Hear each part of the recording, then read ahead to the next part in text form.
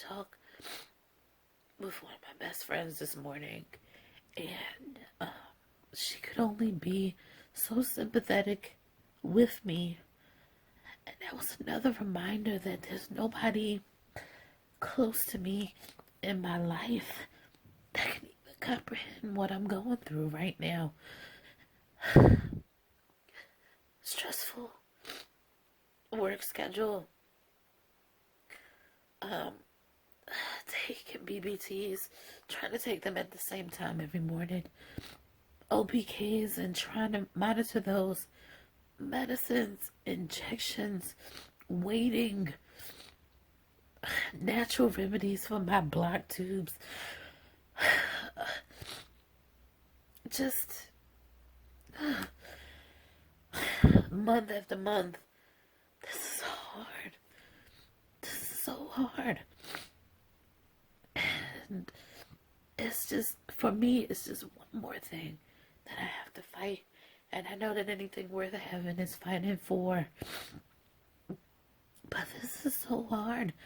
I really commend you ladies out there like Arlette. I really commend you. I mean, I really commend you and Boston Girl and all you other ladies who I've been watching and catching up with who finally got your BFPs. I commend you for your perseverance in this journey, because 6 months in, I can't imagine a year or 2 years. I really commend you ladies. This is hard, having to do this with donor sperm, not having a partner. I am so upset. I am angry. I am sad. I am overwhelmed with how hard this is. I'm angry and sad and delirious all at the same time. I don't want to quit either. Wow, 6 months in and already so much emotion. It's been a long journey, and as you heard in that clip, I couldn't imagine myself getting to 1 year, but here I am celebrating 2 years on this journey. Who would have thunk it? Welcome, ladies. This is Tamikia TTC, and this is year 2 in review. Just left the RV's office. My weight on his scale, I didn't get that pound I was hoping to get on his scale. I guess they done recalibrated it. So my weight was 237.2 on his scale. It is 6 pounds down, but there will be no retrieval in early July. No retrieval in early July.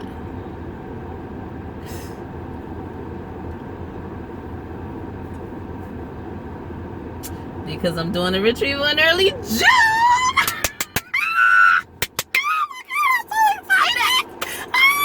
Hey y'all, I'm at my baseline ultrasound. See, all ready to go. Here's Wanda.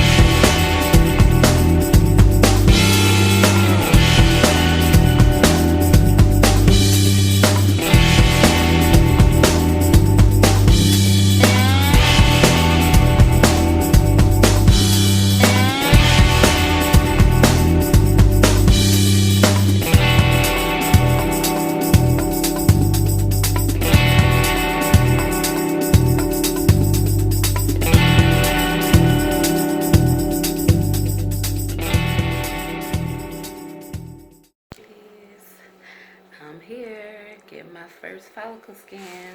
Keep my shirt. Love, the struggle is part of the story. So it's my first follicle scan. I feel like my ovaries are nice and plump. So hopefully this turns out like good news. So I'm here with Wanda, just waiting on a doctor.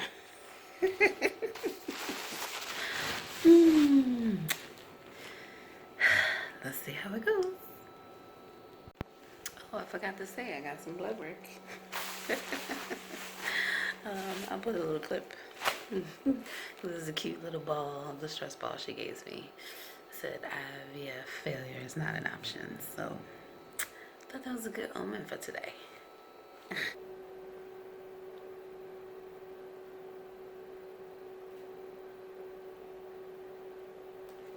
That's good. They all still there. And they look bigger. Yep. So. That's why I always look at the lining first, because that gives me an idea of how good the ovaries are working.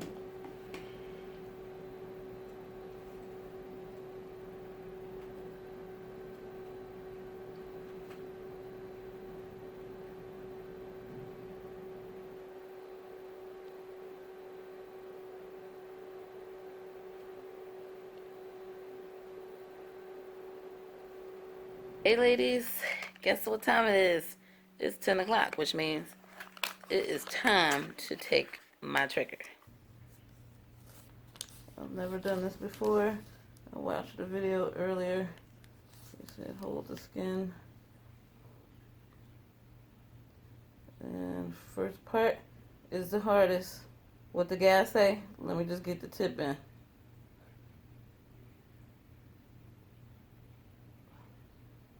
Alright, I didn't jab it in, but alright, got it in. They say pull back just to make sure you didn't hit a vein. Pull back a little, make sure there's no blood.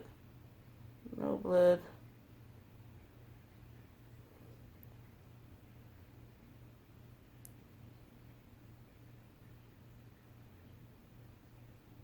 And I'm pushing.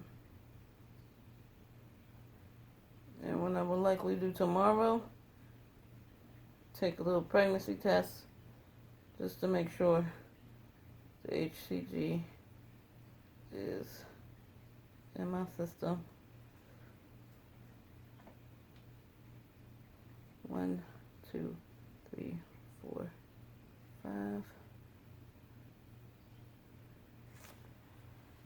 I did it! Whoop, whoop! I did my first intermuscular. Yes, I did it. Woo! Okay. Let me see. Am I leaking? I ain't leaking. Nothing. I ain't even had to open the Band-Aid, but I'll use the gauze since I opened it. And wipe. Oh no, there's nothing there. So, listen. I got so much extra. I hope that actually went into the muscle. I don't know that for a fact. But I'm triggered. I did it. We're here. Whether they like it or not, look at them. Slept the whole ride. Shameful. Let's go. The time is now 7:54. So we beat 8 o'clock. Hey, what'd I say?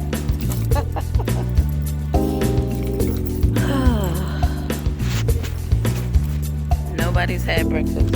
And no, I'm not being a masochist because I couldn't eat. They didn't ask you want your purse.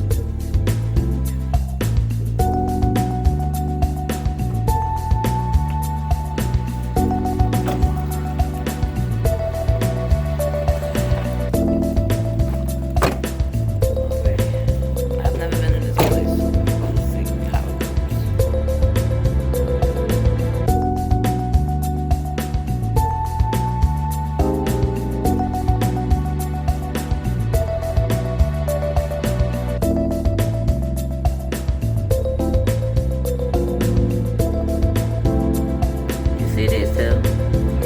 No help with the video. No help with the video. And they busy on their own phones. You see them? There go her phone right there. No help. Alright, so I'm gowned up. We'll see how it goes. This gown closed in the back. Kind of. These gowns ain't for big booty girls.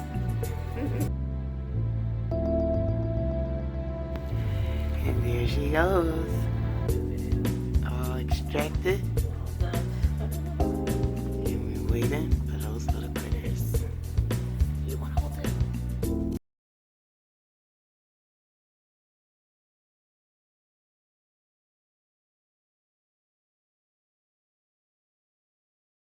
If you could go back and talk to yourself at the beginning of the TTC journey, what words of encouragement would you give? As a single mother by choice, the words I would give is, it's going to be hard. It's going to require a lot of patience. The people around you won't fully understand the depth of the difficulty emotionally, physically, and financially this process is. But you got this. You got this. You will miss your sister incredibly, but she's with you, and you'll make it to the end.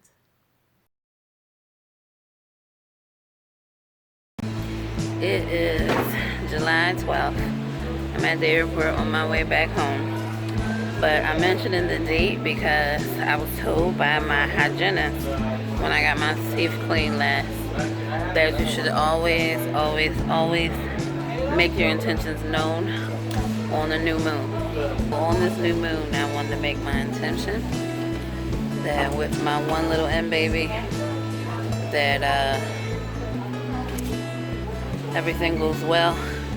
Because what I realized today is my transfer being on August 10th, exactly 9 months from then is May 10th, which is my sister's birthday. I think that's an awesome omen, and I would just be honored if I was blessed with a little girl with my sister's spirit, and hopefully her infectious smile, and a little girl that loves to hug like my sister did.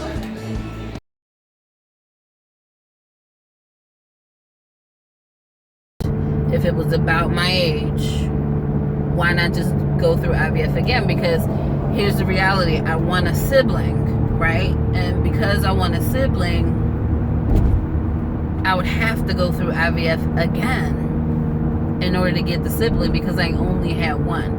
One pre-DS embryo is going to result in one baby, maybe. If it results in a baby, it would only be one. So I would have to go through it again anyway. And the thing is, if I'm going to go through it, I should go through it with my eggs as young as they possibly could be. So if I transferred this embryo and became pregnant, I'm waiting 9 months plus maybe another 6 months, so at least a year and a quarter before trying IVF again, and that just means my eggs are just that much older.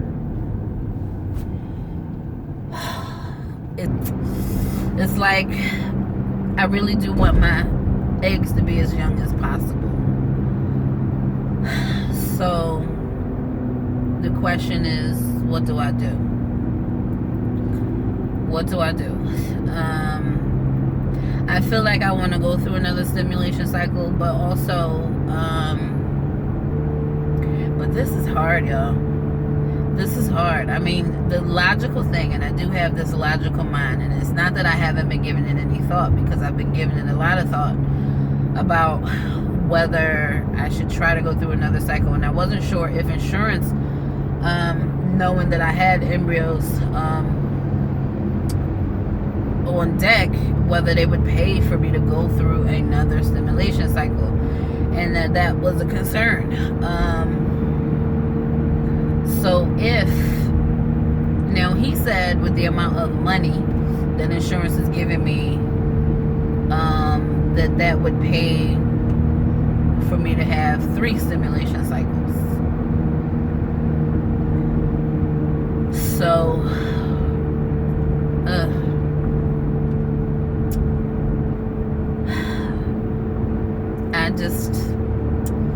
it's hard because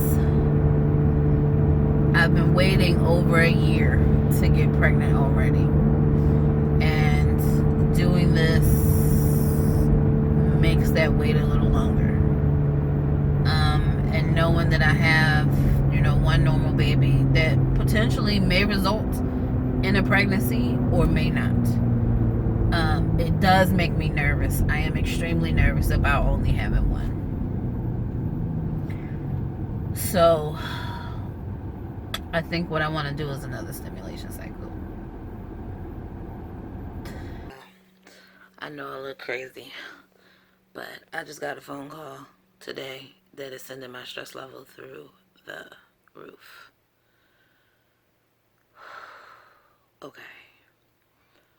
So, the facility that does my retrieval, oh my gosh, my hair, I was on the treadmill this morning. Anyway, the facility that does my retrieval called me yesterday morning, asked me to call back. I called back this morning.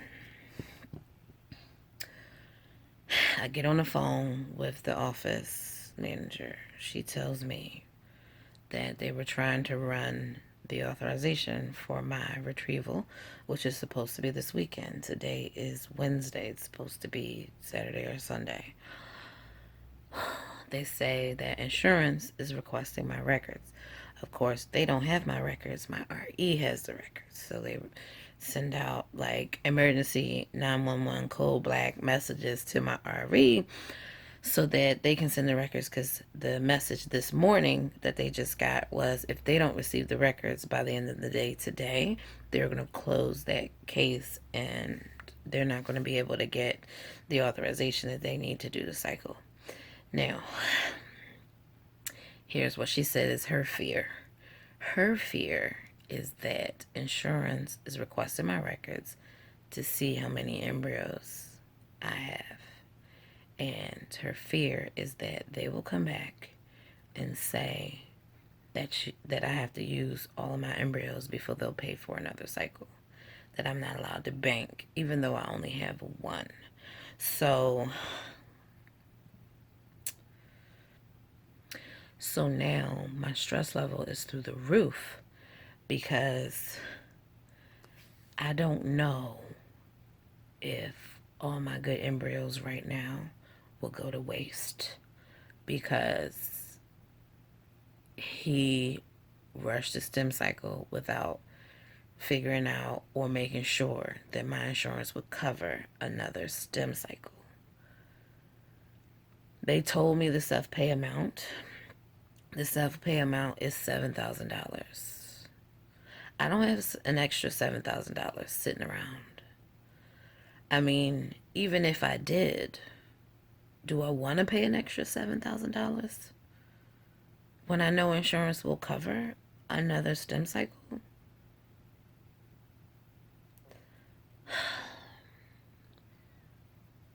Yesterday, he measured 18 follicles. I wouldn't be able to sleep well, knowing that I didn't do everything in my power to not waste these eggs. And so I applied for a loan with my bank, my credit union. And I got a response back, and my loan was approved. Yay! So, insurance has declined my retrieval on the basis of a exclusion clause for banking, which means I'm not allowed to have any embryos before they pay for another retrieval. I have to use all my embryos. So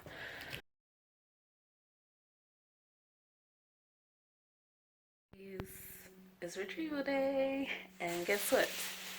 I'm first one up, and I'm the only one here. So they waiting on me. Believe, retrieve, conceive.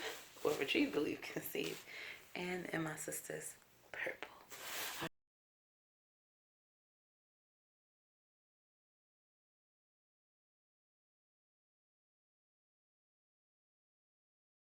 So I talked earlier about wanting to do the ERA, the endometrial receptivity array. Said that I mentioned this to him before, and he said, "Oh no, it's something that you do, after a failed transfer." Even in mentioning it again, he's like trying to convince me that it's not really proven to increase your chances or anything like that. Okay, that's what your science says, but I know what this community says. I ain't seen a woman get an ERA and not have success on the very next transfer based on its information yet. Okay, I got 2 embryos. I ain't trying to take no chances. I'd rather go in with all the information possible and let it be that. I personally don't feel like I need the ERA, but I'd rather take the test and find out that I didn't need it than not take the test, waste an embryo, and realize that I did need it. So, I have my results here in my hand. What does that say? I'm receptive! Yay! So, my body prepares naturally. This is cycle 18. It will be my very first frozen embryo transfer cycle. At least I'm trying. All right, so cycle 18, cycle day 1. It is officially 122 days since my first IVF egg retrieval and 73 days since my second IVF egg retrieval. That's a lot of time. I don't know that anybody goes that long between retrieval and actual embryo transfer. Okay, I know I said I wouldn't come back today, but oh boy. I don't know why I have to continuously be in crisis just days before a major event in this journey. It is like retrieval number 2.0. Okay. I got my LH surge. You're supposed to do a transfer 7 days out from an LH surge. I got my LH surge on Saturday, which means I had a blazing positive Saturday morning, which means my window for transfer is like Friday afternoon to Saturday afternoon. Not sure if the embryologist is available. That's where we were this morning. So I came back from my primary care physician appointment. I called insurance. No pre-authorization had been submitted. They had nothing since August. Okay, that's funny because when I went to my baseline appointment, the doctor said he would try to submit the pre-op that day. That was 10 days ago. So there's an authorization from my RE, the authorization from this facility. Neither have been submitted. And she did confirm to me that the embryologist will be available on Friday, which means my transfer would have to have been Friday afternoon, which is perfect, except the fact that they need an approved authorization or else they're going to want cash dollars from me. Here we go again. This transfer can happen. I don't know that it will. And right now, it's coming down to who paying for it. I'm getting tired of paying out of pocket. I'm tired of paying out of pocket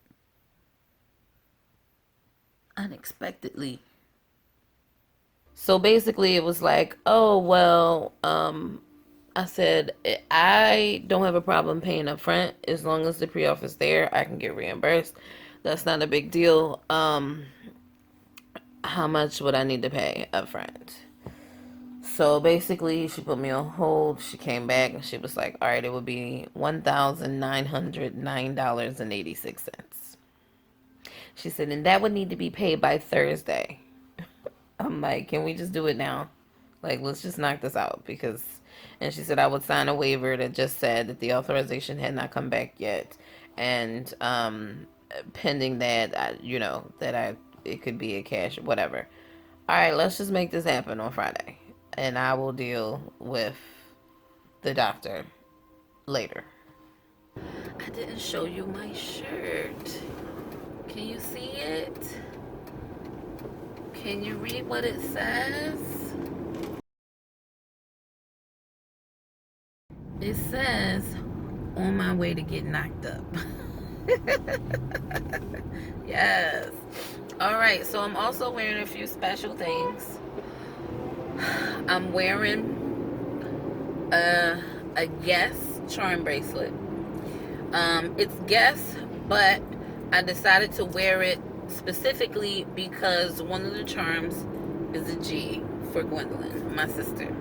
I am also wearing 2 other pieces of jewelry, which I don't think you can see that. There's one that says family, and this other bracelet up here that's just purple. These 2 pieces of jewelry I purchased specifically to wear to my sister's funeral. We asked everyone to wear something purple. So this bracelet, some earrings, and a necklace was my purple. And then I just like this family bracelet because that's what it's about. When I think of her, I think of family. So I thought family was very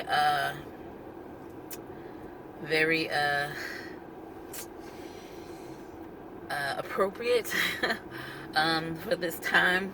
I just wanted a piece of my sister here in this moment with me. So that's what these bracelets are about. And it's all love today, all love. But I made it, and drinking water still.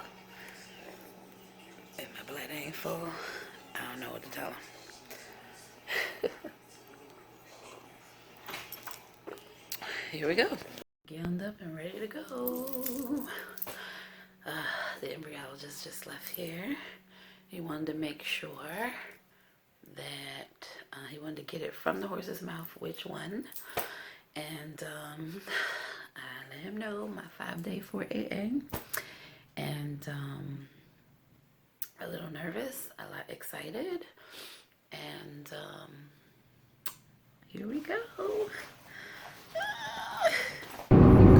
So then the embryologist came back, said that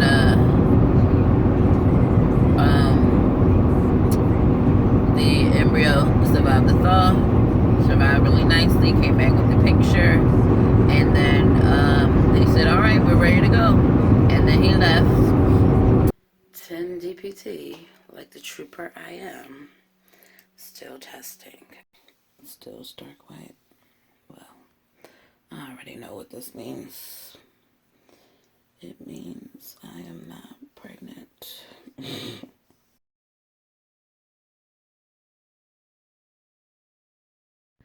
So, it's later in the day.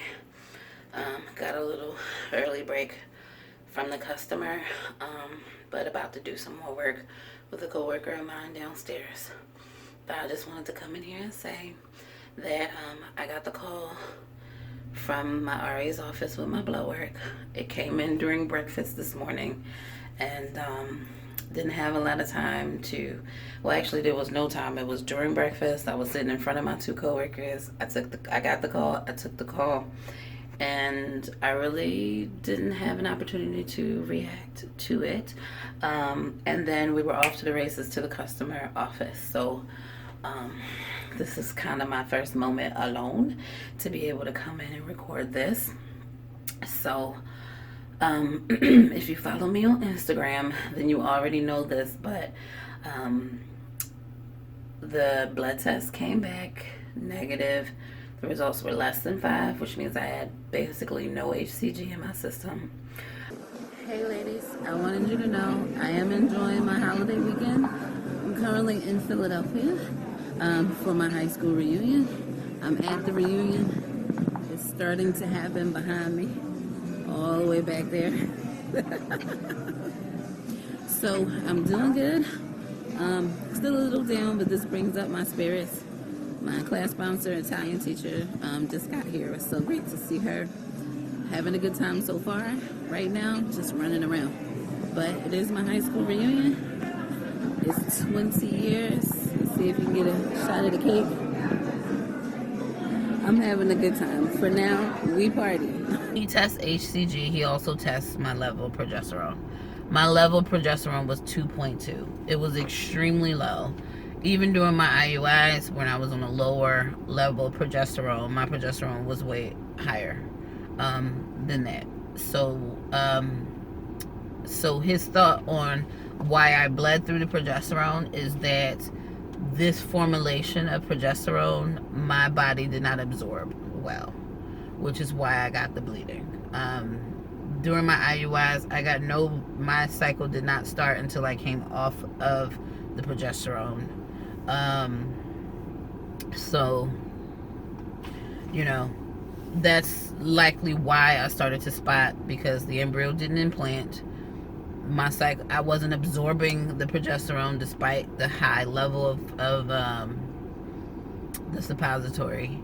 And he thinks that I really should do injectable progesterone, since that goes straight to the bloodstream, and my body would basically register that better. But this formulation here just wasn't working for me at all. The previous kind of, I mentioned before that the previous kind of progesterone that I was on was a compound formula from the pharmacy. My insurance is not covering compound formulas anymore. So instead of paying out of pocket $300 and some odd dollars for that, then we just had to go with something else. But he just said I just didn't absorb that formulation of progesterone. So I think he's kind of on board for me doing the progesterone and oil shots at this point, even if I have to do them myself. But he's trying to convince me that they're uncomfortable and this is that and the other. Like, dude, I get it, but let's do what we need to do here. You know, you want me to find somebody to give me the shots? I don't need anybody to give me the shots. I can give myself the shots, but thanks. So anyway, we are going to do some blood work. I convinced him to do some blood work, and so what we're going to do on my cycle day 21, so that's Monday, I'm going to go into LabCorp, and so we're going to test my natural progesterone. He is also doing a metabolic panel. He's doing testosterone, women, children. He is testing my thyroid. I suggested to him because he had not retested my thyroid, so he put that on here. Thyroid antibodies, thyroid peroxidase, and T4. He's not doing thyroxine T4 free, but I don't know. He is testing my TSH, third generation. He's also testing my vitamin D. That was also my suggestion. He is also testing, I asked him about natural killer cells. He's added that here. He is also testing my blood. So he is doing the lupus anticoagulant profile, the anticardiolipin, the antiphosphatidylserine, whatever that means. I have to look this stuff up. Factor 2 mutation, factor 5 lydate mutation, homocysteine. He's also testing me for the MTHFR mutations to see if I'm not absorbing folic acid. He's also testing my A1C and my fasting insulin. It's funny. I started this journey with a cruise. Good morning, ladies. Tamikia TTC here. So, the cruise is over. We are back in Orlando. I am just waiting for them to call my tech so I can disembark. But it's been a great trip. I had some slight reservations about coming by myself, but I'm glad I did. I got to dine with strangers who became new family, so I met some new friends while here. I had a great time.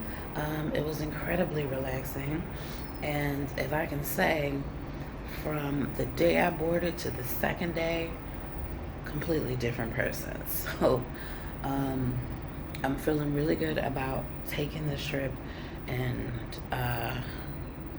really relaxing and having this break from reality. I'm a little sad that I didn't take a longer cruise, but that's okay. I'm ready to get back home and get some things knocked out of the way. I am still officially on vacation until January 2nd, so it is what it is, right? As I am on birth control until January 2nd. And then after January 2nd, I wait for my cycle to start. And then I start my estrogen for my FET. So hopefully this last minute trip has done the trick in regards to my level of stress. And we can have a successful FET.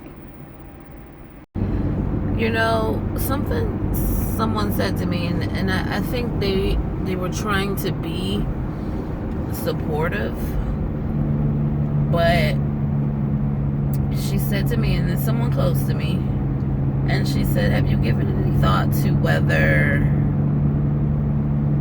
this not really being my life's path, considering that it's so difficult to try to get pregnant? Like, have I given any thought to that? To be quite honest, no. But as far as this not being in my life's path, you know, being a mom, I don't believe that. I don't believe that God will put me in the mother position as many times and for as long as He has if I wasn't meant to be a mother. I also don't believe that God will put me in a position to maybe become a mom even in this journey. You know, my fertility numbers are still good. I still have eggs. I'm constantly, complimented on my uterus. So it appears that I have the eggs to create my own child. It appears that I have the uterus to carry my own child. Why this hasn't happened yet, I don't know. The only thing I can think is that it's come down to timing. It's not whether this is for me or whether this isn't for me. I think it's come down to timing. And I think that's what I resolved myself in regards to finding a life partner. I haven't found someone yet because either I'm not ready or he's not ready. But in regards to this TTC journey, I'm thinking, am I not pregnant yet because I'm not ready? Or is it just the timing of it all is not ready? I don't know. I mean, I gotta keep trying because I don't know when the timing is right until it happens. Hey ladies, I am leaving a doctor's appointment. This one is a little different. This is an appointment with my counselor. One of the reasons why I'm talking about this here on the TTC channel is because, one, mental health is important. Two, we shouldn't be afraid to ask for help. And to be quite honest, I put this visit off for some time. And after the failure of my FET in November, I got really close to hitting a wall. I don't want to say I hit the wall, but I got really close to hitting the wall. And I mentioned that I wasn't feeling well. I felt like I was depressed, but I don't think I really gave you all how deep it really was. And I probably should have sought out my counselor then. I didn't. I thought I was managing it. I didn't really want to talk to anybody about it. I really just felt like I was managing it. So with my transfer of this last embryo before I have to do another retrieval looming, I mean it's next week, I got a lot of stuff that's bubbling up to the top. I'm scared. I'm scared that it will work. I'm scared that it won't work. I'm scared of not making the right decisions after this transfer. I'm scared that, you know, the things that we found as far as what was wrong with my body won't fix it. I'm scared that unexplained infertility will be the label for me. I am scared. But also, some things that have been going on and transpiring over time is, and a lot of what come out of the session today is the disappointment in my family, for them not being who I expect them to be at a basic level, and the disappointment I have about that, and how I'm there for people, but there aren't very many people who are there for me. And that extends past my family. It also goes into my friendships as well. So there's a lot of stuff there. And, you know, I've said repeatedly how I prefer a little girl. And I had a, this will probably freak some of you out, but I had like a card reading. I wouldn't say that she's a medium or anything like that. I don't really deal in people who want to talk to the dead. I don't really want to deal in that. But, you know, if you got a deck of cards that you want to interpret for me, I'm okay with that. But she told me something very profound, and it sort of changed the way I operated going into this cycle. And that is, I keep saying that I want a girl. I keep saying that my reason for wanting a girl so bad is to basically create a mother-daughter relationship that I never had. And what she said is, you know, babies are spirits that hang around us, boy, girl, whatever, and they're spirits before they enter the actual baby's body. And maybe the spirit of my baby is not a girl, maybe it's a boy, but I keep saying I want a girl. So that spirit is saying, no, not yet, she doesn't want me. Also, if one of the spirits of my babies is a girl, that you know, it's not her life's purpose to fulfill some missed opportunity that I had in my life. And that's true.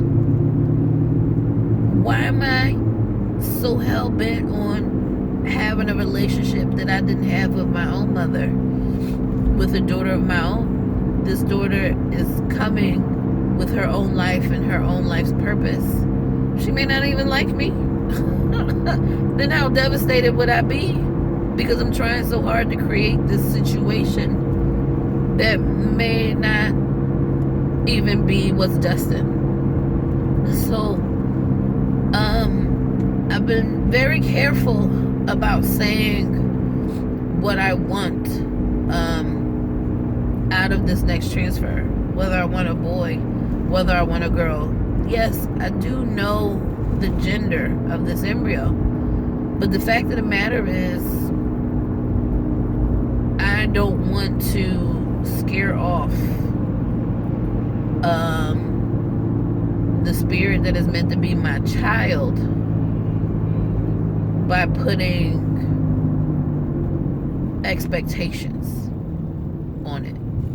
At the end of the day, I want to be a mom. That's to a boy or a girl. I want to be a mom in whatever way that's meant in my life. So whether that means that I have a child of my own, whether that means that I adopt a child, whether that means it's my egg or donor egg, or whether that means a surrogate, however that means. There are multiple ways to become a mommy.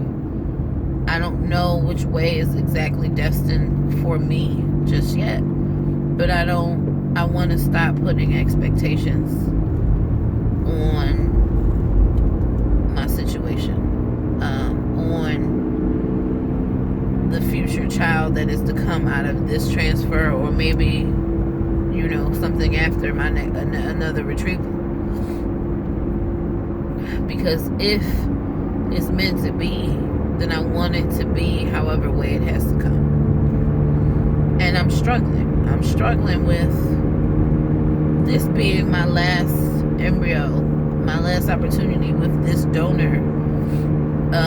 Do I pick another donor? I feel like I should, because I haven't had the most success embryo-wise with this donor. But will I be in a situation where I now have 2 baby daddies? Maybe. If this transfer works, that's potentially my future. 2 baby daddies. And what also disappoints me is that I don't have a family of my own, which makes this journey so much harder. And maybe that's why I'm having so much trouble with this, is because maybe my intention isn't right.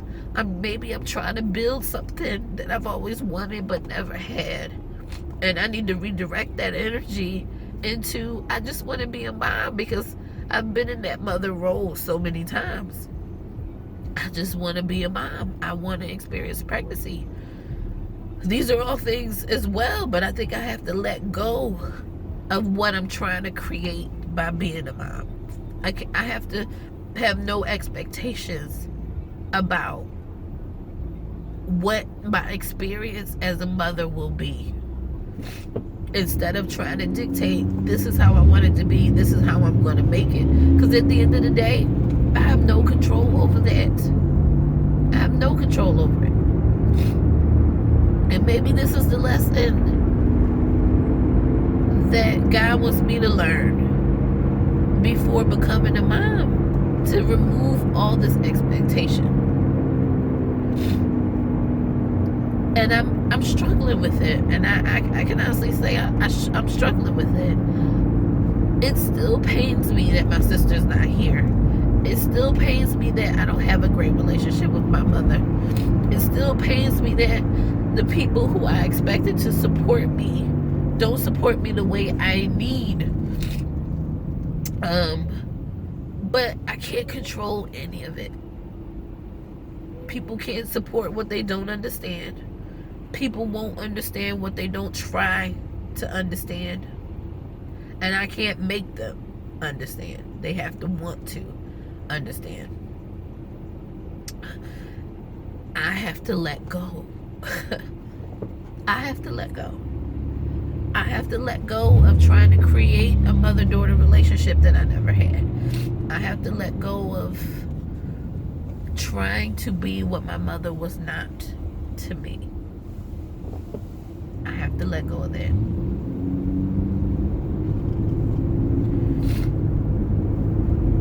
And I'm struggling. It's one more thing to grieve.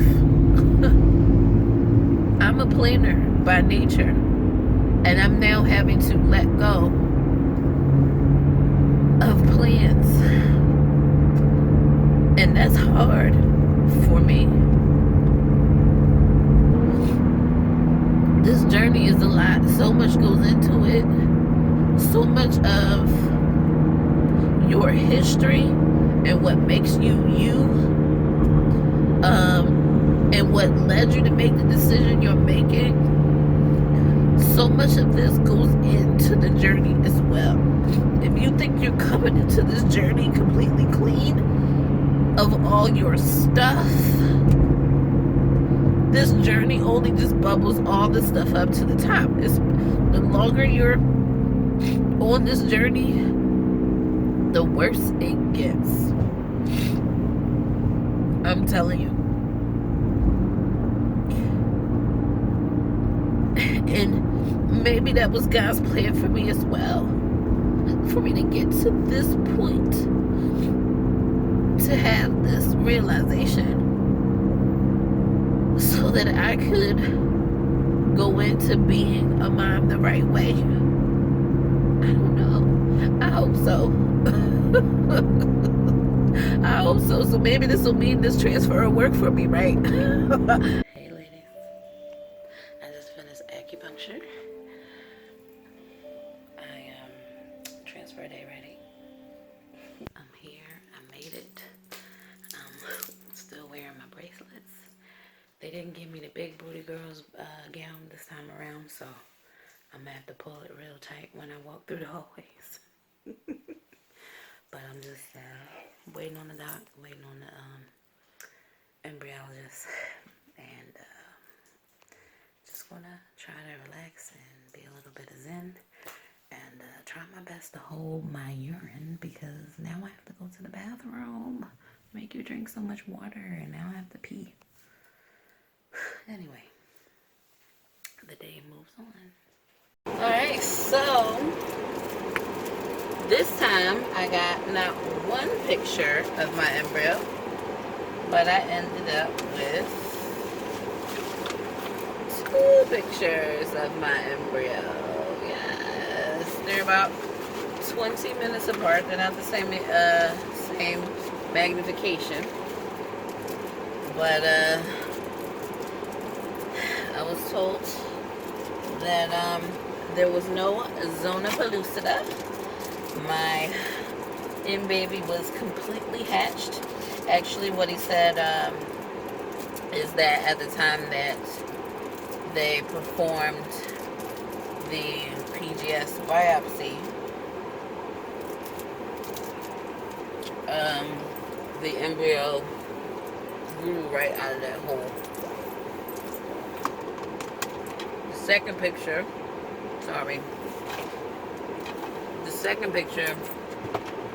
is of my embryo, nice,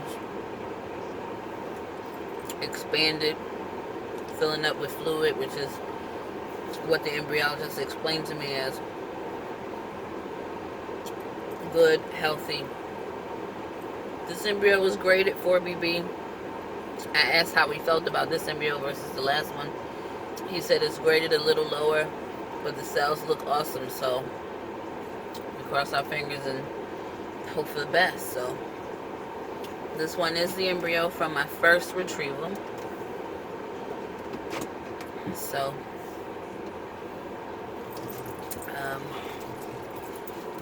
here's the hope and everything goes well, you know. Good morning, ladies. Tamikia TTC here, and it is Monday morning, February 11th. The time is now 7:51. I have woken up and captured my first morning urine. Why? Because today is 4 days post 5-day transfer. Now, my embryo was a day 6 embryo. It was also completely hatched, so that saved me a day. And I actually felt like the night of that there may have been some implantation going on. So I don't know. I'm anxious. I figured I'd test today. Okay, but it's time for me to look. All right. Not looking, not looking, not looking, not looking, not looking. Let's look. Okay. Okay, wait a minute. Okay. So you see the assured. I'm showing you what I see real fast. You see the assured. There doesn't appear to be anything here. I don't see anything. All right, the windfall. Here's the windfall.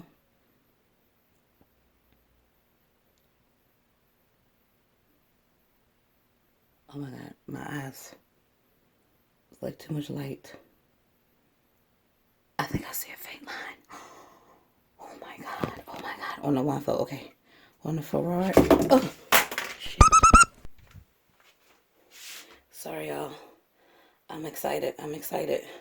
Okay, on the Ferrari. I don't really see anything. Oh my God, there's a faint line. Okay, I see a very, very faint line on the Ferrari. Very, very faint. Oh my God. But what I saw first on the first signal, there's a faint line here. Oh, can y'all see that? Oh my God. Oh my God.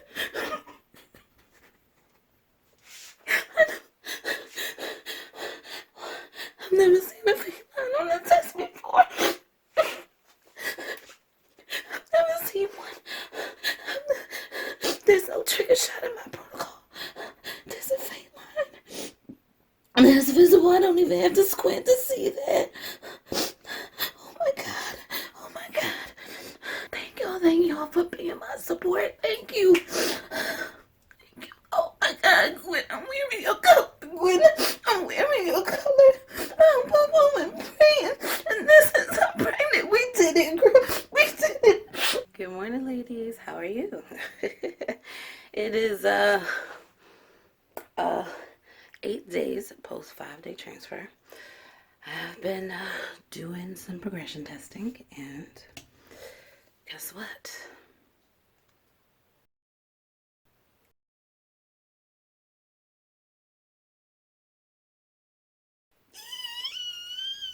Yes. Yes. Hey, how are you? I'm good. I'm waiting on my good news. Hey, say what's positive. All right. So, yeah. What was the quantitative number though? It was one. Let me see. It was 1,000. Let me get the paper. Wait, 1,000. Wait a minute. It was. Let me see. Tamikia. It was 1,371. 1,370. We sure ain't no twins in there. No, sorry. I am actually just leaving the ER. Yes, I know. Very scary. So let me explain. So I think I mentioned already in a previous video that I had some pinkish brown spotting a couple of days ago. I really didn't have anything since then. Today, I had made it a point to take it easy this weekend. I've pretty much been laid up all day Friday, all day yesterday. So, I'm kind of just sitting in the living room, doing my thing. And I felt like I was doing more than having a discharge. So I went to the bathroom. I've been wearing a pad every day since the spotting. So looked at the pad, there was some bleeding there, and I had to pee, so I was peeing, and while I was peeing I dropped probably 3 to 4 very large clots. Now of course this freaked me out, but I maintain my cool because I do know that subchorionic hemorrhage is very common in IVF women, and that can be incredibly scary. It can look like a lot of blood, a lot of clotting, and the baby be fine. So I was just, very cool, trying to stay calm. I just got myself together, got in the shower, pulled myself together, and then I took myself to the ER. I'm scared, of course, but just trying to hold it together.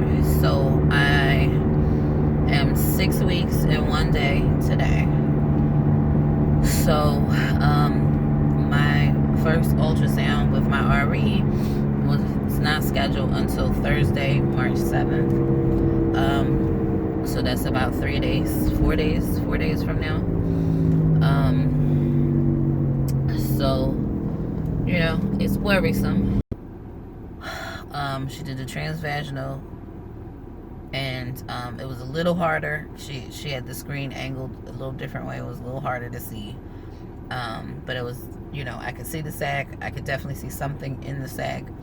And then as she zoomed in, I could see a little bit more in the sac. I could see her measuring what was inside of the sac.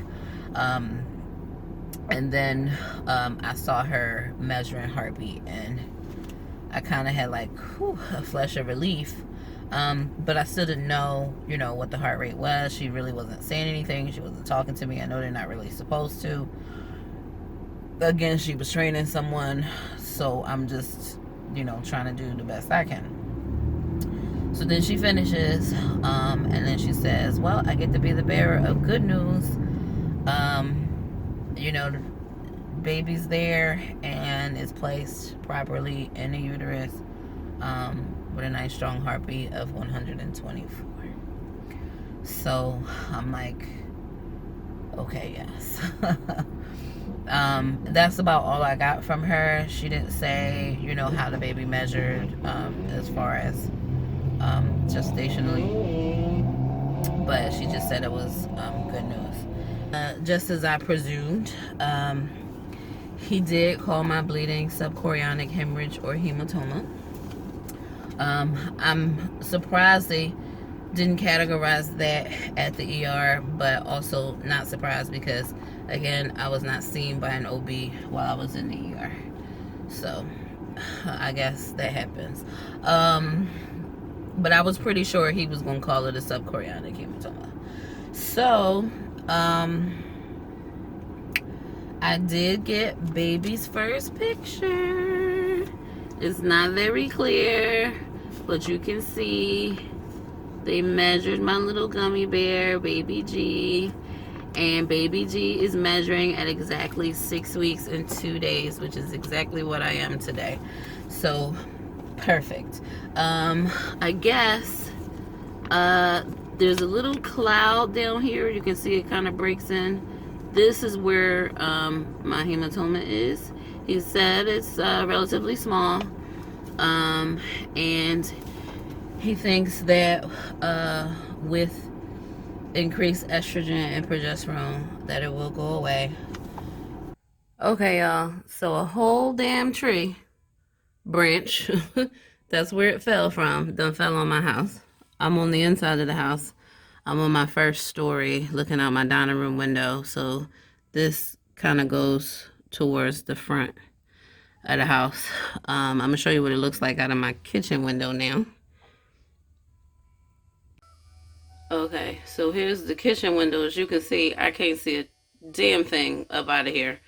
I'm currently on hold with the insurance company, so you know. I'm gonna go upstairs now and show you what it looked like from the window out there. Okay, so this is the back room, so you can see the tree, how it broke off. That's like the top. And then you can see the branch kind of leaning down. Now I'm gonna go into the front room. Okay, so here's the front room. I'm on the second story.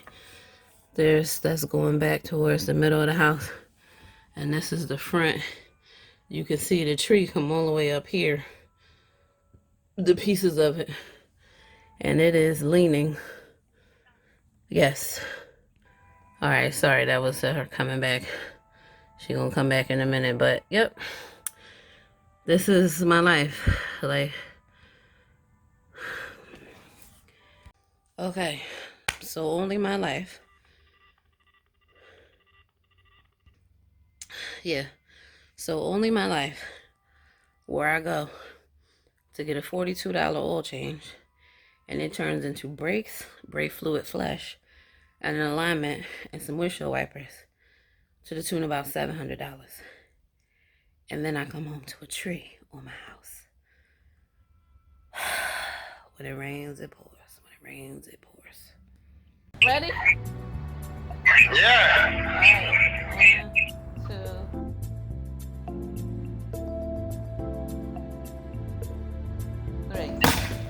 Can you see it?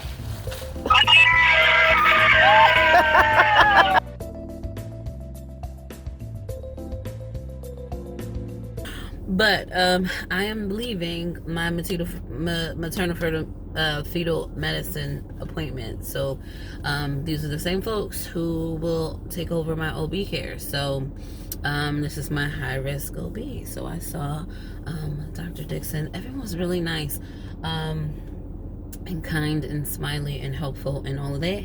And best of all, I got ultrasound pictures. Yes, look at Gummy Bear. Look at him with his arms. Oh, and he was just moving around and everything. Look at you. Oh, look at you wiggle. Wiggle and squiggle, yes. It's listening to you. Oh, look at your little hands and feet. Oh, this is so different from last week. They grow so fast. So that's good with that. You know, I already have the ultrasound. They did do transvaginal because, I guess because of the scarring.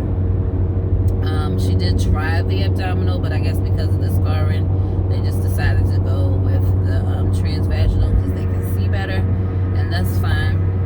And she did not see my SCH at all, and in the images, he did not see the SCH at all, and it wasn't very big to begin with, but it looks like it may have resolved.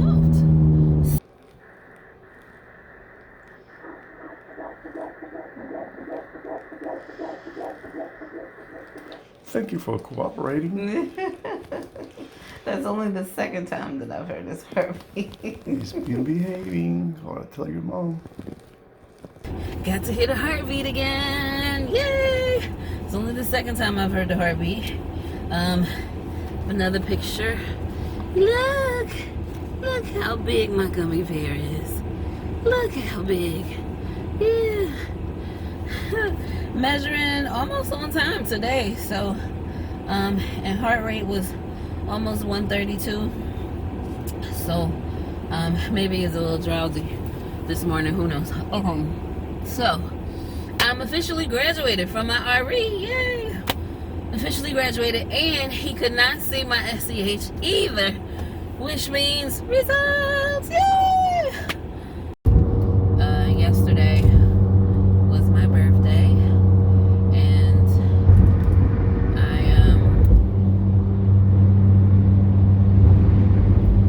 I announced my pregnancy to the outside world yesterday, and it was pretty interesting. If you follow me on Instagram, you kind of got a glimpse of it.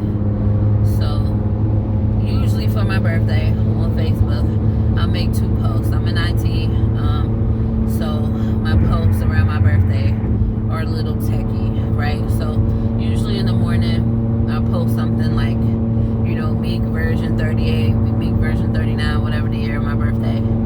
So, currently loading. You know, this may take a while. Please stand by, something like that. So this time, I posted pretty much the same thing, but with a picture of me on transfer day wearing my on my way to get knocked up shirt. So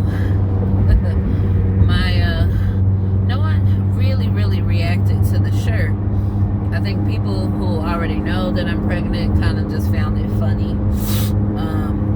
But my aunt, who's an older woman, she pretty much made my day with her comments. So she I swear, I was on the floor laughing for like 15 minutes straight. Yeah, I swear, I'm not gonna get no work done today. Okay. Okay, so this got my first reaction to my morning birthday post on Facebook. So it's my auntie. And she says she can't make out the rest of my shirt, right? So she says, LOL, I can't see the entirety. Knocked up, knocked out, or both. LOL. So I said, ding, ding, ding. That would be knocked up. And so, I can't, y'all. This is my auntie. She says, however, some of us be knocked out after a good knocked up. LOL. Well, that's what I can remember. Yo. I'm on the floor. I'm rolling on the floor right now. She's a mess. Woo. I ain't gonna get no work done today. None. Oh, y'all. Whew. I'm telling you.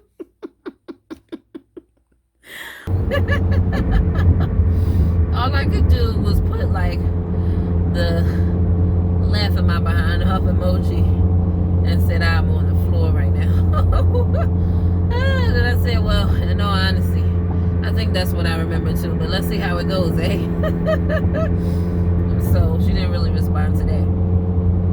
So, no, I think a couple of girls that I went to high school with were kind of like, oh my gosh, that's awesome, you know, good luck or whatever. So they totally wasn't seeing like the second post coming, right? So later on that night at like 9 p.m. I made a second post, which was basically, you know, thanking everybody for the love and how much I appreciated, you know, anybody who wrote to me, called me, texted me, or just even just thought about me. Thank you. And then I said how like I usually say, you know, the goal is usually to make this year better than the ones previous, but it couldn't get any better than this year because I got the best gift of all. Unfortunately, I can't open it for a while. And then I said Meek 39.0 installation complete with a little kiss at the end. And then in the picture was my announcement picture, which I will put here. So didn't take long. There was a lot of congratulations. A lot of congratulations. Nobody asked who the pappy was. So that's good that nobody asked. I think only like a few guys kind of came on and was like, oh, congratulations. But I think these are like kind of like big brothers, but like the guys that I grew up with, you know, who maybe tried to holler a little bit, not really anything from them on that post, but you know, maybe they kind of like, oh well, she knocked up now. So I don't know, but that was really good. But what's funny is the same aunt came on that post and was like, Tamika, what's going on here? She was so confused. And I said, Auntie, it's exactly what you see. This is not a drill. It's the real deal, Auntie. It's the real deal. And so she was just like, I mean, I'm old. So I mean, this morning's post and now this one, I mean, if it's true, congratulations. And I just want you to be happy. I'm like, it is. She was like, and maybe I need to make my plans to come down there in October. And I said, well, it is true. Thank you. We welcome your visit. We welcome your visit in October. And she's just like, I'm just speechless right now. And I'm like, so I just called her. I mean, it's like 12 o'clock at night by this point, and I know she's up because she's posting on Facebook. And so I just called her, and she was like, I just want you to be happy. And I said, I am. This wasn't by any happenstance. This has been a work in progress for almost 2 years. A lot of hard work and a whole lot of money went into this baby. So